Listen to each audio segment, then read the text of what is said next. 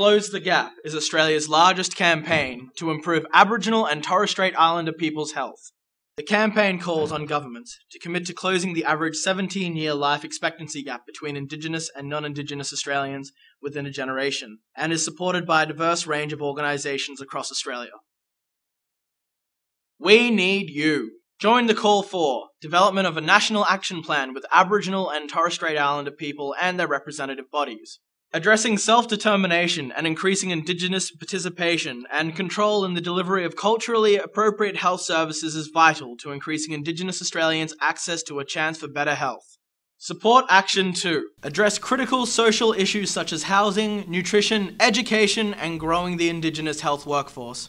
So far, the campaign has welcomed the Council of Australian Government's announcement of allocation of $1.6 billion in funding over the 4 years for Aboriginal and Torres Strait Islander health programs, and the signing by federal government and some state governments of a statement of intent with Indigenous health representatives, sending a powerful message to the Australian community that governments are committed to working with Aboriginal and Torres Strait Islander people to improve their health and well-being.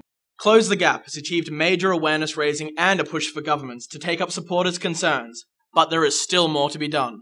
You can also help in a big way by signing the Close the Gap pledge demanding Indigenous health equality, writing to government ministers and MPs to keep the momentum going on these issues, educating yourself, your friends and your community about Close the Gap, hosting an event for the annual National Close the Gap Day, and donating online to support the work for the Close the Gap campaign.